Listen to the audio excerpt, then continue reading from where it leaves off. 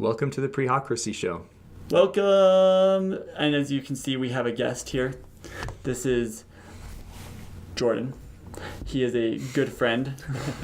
We met Jordan from our work. He's no longer with us. He's moved on to bigger and better and more important things in life. What's Arguable. that called? A master's or PhD? A PhD. PhD. Mm-hmm. So that is a bigger and better and more important. So will it be Dr. T. Jordan Smith? in 3 years, yeah. In 3 years. Yep. I'm excited to call you a doctor. That's going to be fun. I'm excited for you and everyone else I know to call me doctor. That too, will be so cool. I'm just Are kidding. you going to require everybody to call you a doctor? No. I will always call you doctor. Well, I won't stop people, but that's really nice of you. So what is it that you are studying? I think the title of it is super interesting. And Yeah. So I worked with these guys, moved to Iowa to do a PhD at Iowa State, and my department is the English department, and I'm actually doing 2 majors within that program. So I'm doing a major in what's called rhetoric and professional communication, and then another major in applied linguistics and technology. So I see myself as interested in a field that people call English language studies, and I think you need both of those things to be able to really answer questions in that field that people would be interested in. So, well, and that's the funny part is when I think of English and when I think of copywriting and stuff, I never thought of it as being like, majors, and I thought it would be okay, English, and we're actually going to be covering this in the episode today. We're going to talk about prescriptivism and descriptivism, and this was something that Jordan a long time ago he did a training on, and my mind was like opened. It was just so like, what? There's not just people who are just like, okay, I'm English, like this is what it is and always will be. And right, yeah. Super interesting stuff. I think so. Stay tuned for that. Yeah. Or, well, they'll have watched that first, so. And I think also commenters, make sure you point out every mistake that he makes, because he should be speaking perfectly. No. All right? He's basically eventually going to be a doctor in the English language. I would love that. I would love for people to point those things out. We can have a nice discussion about it. So it's a good thing whether to do. you used it right or not. Sure, yeah. I know there are a lot of things. I hope that we get to talk about them that I say that I know people would have a problem with, but guess what? We're all speaking the same language, right? So because English. Right. Yes. That was exactly. one that we joked That's right. That was about. that was in the training, wasn't it? Is that what you, I think we talked about that at I don't know if it was that training Yeah. or if it was a different one, but you taught us because English. Or because maths, or because science, or Well, yeah. I mean, I didn't make that up, obviously. No, but you I was taught us reading that. it. Like you taught us that you can use that and it was okay. Totally okay. Yeah, absolutely. Okay, well, what we're going to do here in the Prehocracy Show, of course, welcome to the Prehocracy Show, the show you watch after the show, or the show before the show that you watch after the show. I will get that one day. I will get that one day. And by the show, he means the Adhocracy Show, your weekly source for advertising, marketing, art, and design. So in the Prehocracy Show, what we do is we get ourselves used to talking, get the fumbles out. Well, we fumble in the show, but Yeah, we always do. we try to get most of the fumbles out. Even though last week we told you that we never make mistakes. We don't. And today we're going to be fumbling through the game of things, which we actually aren't going to play it the way you're supposed to because it's for 4+ players. It says so right here, and but we are going to be answering some cards with hilarity. Oh, jeez. Not to build your expectations. Try or to anything. deliver, yeah. So we're all going to take one of these. Here we go. And so what we'll do is we'll each just draw a card, answer it, and then give our answer. I'll work this one in half. Even though there's 5, so you Is can't there really a rip it in pencil? half. Thank you. Big Landeen. Here you go. Perfect. Okay. Since you are the guest, you want to draw first? Sure. No, Do I just draw from anywhere? wherever you want. Wherever I'm you'd gonna pull like. some under here. Now what do I do? Read it out Just loud? read it out loud. Just read it out loud. Okay, this says things that should come with a manual. An instruction manual? Is that what that I means? think I that's think what, so. Or maybe, Okay. well, yeah, I would imagine that's what it means.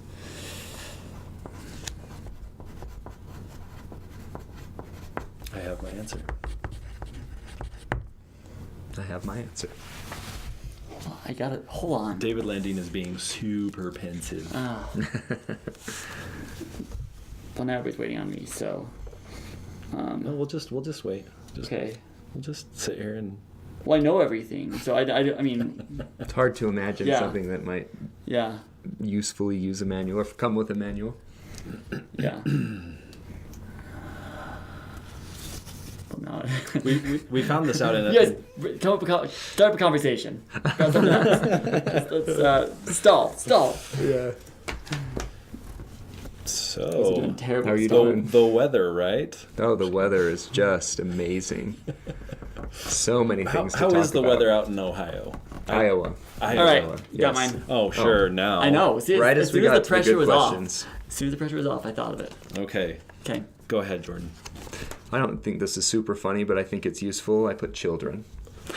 That was going to be my go-to. I think that I've heard people say this before, but I have 3 kids. It would be very helpful if there was some kind of official. There are a couple of books out there that are like I've got one when we had our baby, and it said it was the baby instruction manual, and it was written like a technical manual, so it oh, really? referred to like body parts like very technically and part numbers, and it doesn't call it a baby, it calls it the unit, like as if it was like a robot. Yep, that it's would be hilarious fun. and informational. Yeah, my daughter did come with a manual. When we came home from the hospital, so she was in the NICU and she has Down syndrome, and they gave us a book about how to raise a child with Down syndrome. Oh, I never read it. Helpful. Okay, you knew already, so you didn't need to read it. Just like with anything else, you're just whatever, I can figure this out. I'm a man. I don't need it. Yeah. Right. All right, so I wrote the game of things because apparently I didn't know how to play. Oh, okay. I couldn't think of anything, so. This comes with a manual, right? I don't know. This is. He probably threw it away because he knew. He could just figure it out. Well, this may be like how to play. The quick start. Yeah, no, this is the instruction manual. Oh, and here's a phase 10 manual. I wrote down an alpaca. Oh, interesting. Because, most animals you would kind of know how to take care of, but like an alpaca, like... No clue. I would not know how to handle that. So a funny story about alpacas. Yes. So I finally get to do this. I like to make a shout out to my sister who actually watches every single one of our episodes, but I haven't mentioned her. She's the one right below me. She was... Is she the one that called when we were...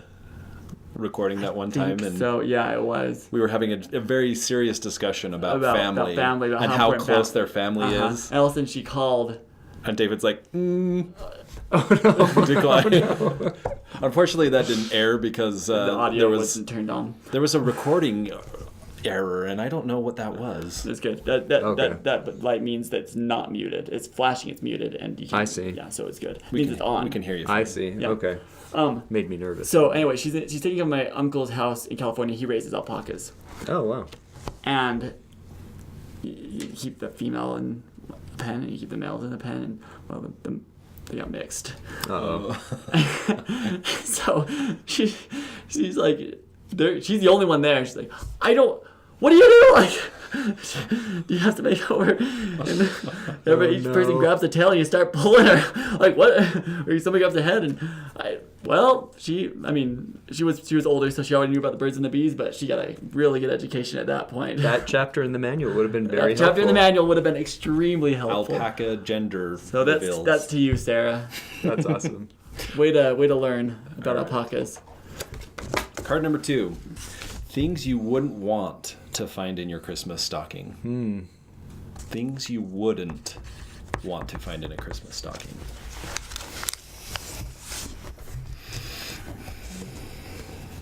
I have my answer. Have you already have you received this thing in your stocking, or is this was just like your worst fear? It's something. I don't think I've received it in my stocking ever. Okay.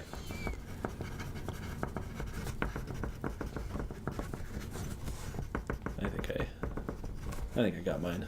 Good. All right. Should I go first? Well, yes, please. Easter candy. Oh. Really? You don't like Easter candy?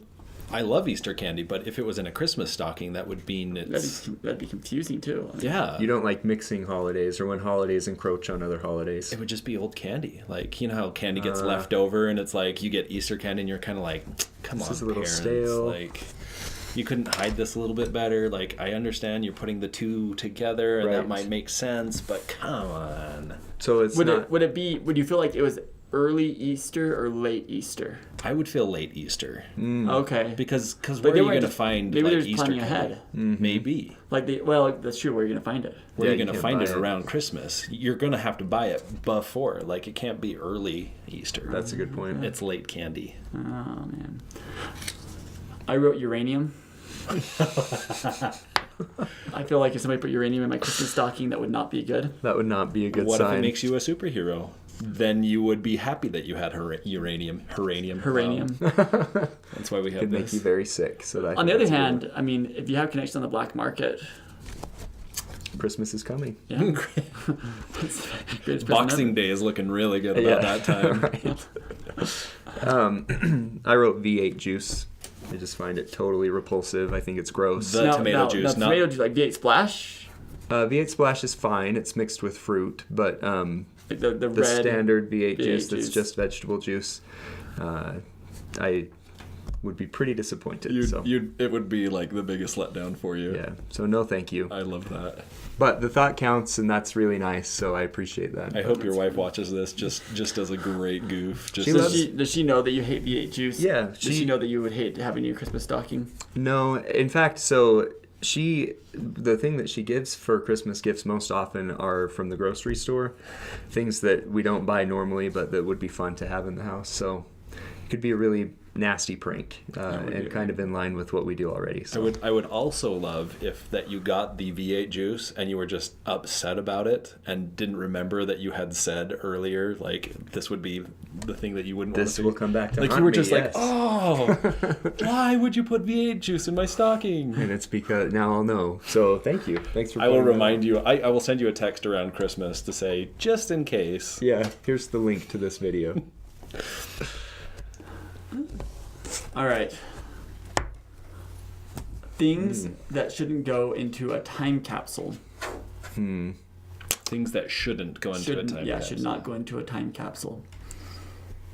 So I guess things you don't want to remember. I was from just history. watching an episode of Goldberg's, and this was a thing where a guy was professing his love through a mixtape, and put it in, and someone else had something in there that was embarrassing, so they wanted to dig it up, and hilarity ensued. All right.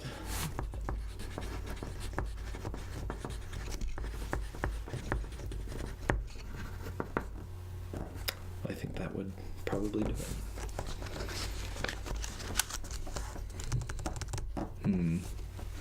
You're thinking hard about this one? Yeah, I have an option, but I don't know if it's. Remember, there's it's a safe zone. Well, I'm This waiting is- for Landeen because I want to make sure that this is good. Let's see. Okay, Yeah, mine. we'll just stick with it. Okay. That's good. Is it okay? I peeped. Okay. All right. Oh, This year's election results. Yes, or anything having to do with Yeah, this which is- year's campaigning. Let's just. I mean, maybe they can just block the entire thing out, right. and it's just gonna be a giant black mark on. But what if that was like the crux of when the apocalypse happens, and like they were able to find and re-engineer our society based off of those results? Well, I feel like they could. I don't know why they would want to re-engineer our society based on these results. I feel like they would Or want go to back to, because whatever happens from the election so like creates the apocalypse. Sure. Like from a historical standpoint, maybe it's important. Because everything else just gets annihilated because... Or it's like some sci-fi thing where like it's like a time machine, and they have to figure out like what happened that would change everything they could get rid of, and they go back in time, but they found, but nobody put it in the time capsule, so they have no idea because it doesn't belong in there. All right, what else you got? What you got?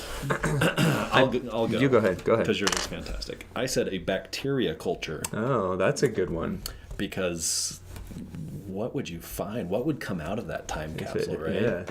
The thing that made the apocalypse that ended the world. That contaminated petri dish that spreads disease. Whatever it is, it's living on Donald Trump's head. What? Oh, oh brother. I wonder who Landeen's voting for.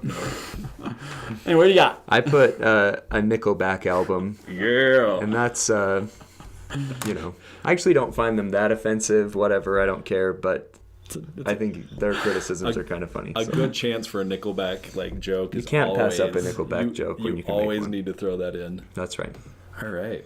Well, I think that's given us a good insight, given us some good ideas about who we are and what we would do. It's a fun game. All right. And how to save society. Right. Cover a lot of All this bases. stuff back. All right. So we'll get to the show. Okay. Do I start? You do. And do I say the second one? Yeah, you are descriptivism. Okay. And then you say, we'll be right back. Yes. Okay. Welcome to the Adhocracy Show. On today's episode, We learn about prescriptivism. we learn about descriptivism. We'll be right back. I was introduced to the idea of prescriptivism during my bachelor's degree.